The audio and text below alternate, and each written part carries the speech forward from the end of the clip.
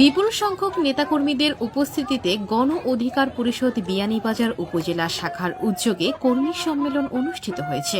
রোববার বিকেল ৩টায় পৌর শহরের দাস গ্রামস্থ ইউসুফ কমপ্লেক্স প্রাঙ্গণে আয়োজিত কর্মী সম্মেলনে প্রধান অতিথি ছিলেন গণ অধিকার পরিষদের কেন্দ্রীয় কার্যকরী কমিটির সদস্য ও সিলেট বিভাগীয় কমিটির সমন্বয়ক।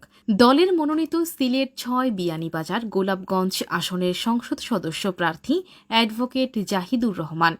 অ্যাডভোকেট জাহিদুর রহমান তার বক্তব্যে বলেন, সিলেট ৬ আসন বিয়ানীবাজার ও গোলাপগঞ্জবাসী যদি আগামী নির্বাচনে আমাকে মূল্যায়ন করে তাহলে আমি আপনাদের সেবক হয়ে কাজ করতে চাই। ২ উপজেলাবাসীর জন্য একটি মেডিকেল কলেজ প্রতিষ্ঠা, নদী ভাঙন প্রতিরোধ, প্রশস্ত ও উন্নত সড়ক নির্মাণ সহ অবকাঠামোগত উন্নয়নে দীর্ঘমেয়াদী পরিকল্পনা গ্রহণ, সরকারি বরাদ্দের সুষম বণ্টন ও অগ্রাধিকার ভিত্তিতে মানুষের জন আকাঙ্ক্ষা পূরণে কাজ করার প্রত্যাশা ব্যক্ত করেছে। যদি আমরা নির্বাচিত হই, এই যে বর্তমানে রাজনৈতিক নিপীড়ন, নানান প্রকার হেনস্থতা, নির্যাতন, এইগুলি আমরা বন্ধ করে দেব ইনশাআল্লাহ। এখানে প্রশাসনিক ভাবে কোন প্রকার দালালি করে কোন ব্যক্তিকে কোন প্রকার নির্যাতন হেনস্থতা করার কোন সুযোগ দিব না আমরা।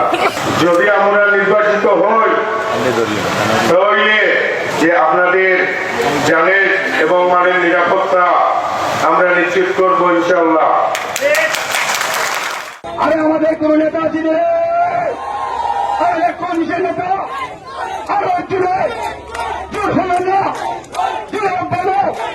বিয়ানীবাজার উপজেলা গণ অধিকার পরিষদের সভাপতি মাহবুব আহমেদের সভাপতিত্বে প্রধান বক্তা ছিলেন দলের কেন্দ্রীয় কমিটির সহ সাধারণ সম্পাদক আবুল হোসেন জীবন।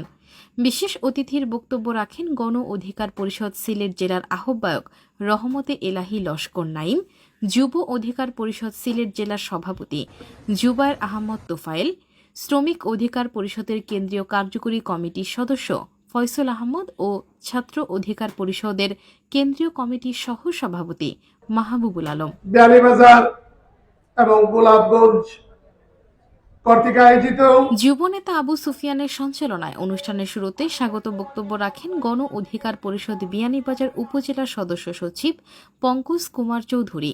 অন্যান্যদের মধ্যে বক্তব্য রাখেন গণ অধিকার পরিষদের নেতা বিবেকানন্দ দাস, গোলাপগঞ্জ উপজেলা গণ অধিকার পরিষদের আহ্বায়ক তাজউদ্দিন, বিয়ানীবাজার পৌর গণ অধিকার পরিষদের সদস্য সচিব রুহেল আহমদ, জেলা যুব অধিকার পরিষদ নেতা অলি আহমদ প্রমুখ।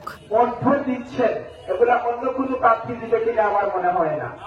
তো সেই জায়গা থেকে আপনারা জাহিদ ভাইয়ের হাতকে প্রসারিত করতে প্রত্যেকটা ইউনিয়নে, প্রত্যেকটা ওয়ার্ডে দায়িত্ব দিলে আপনারা প্রচারণা করবেন।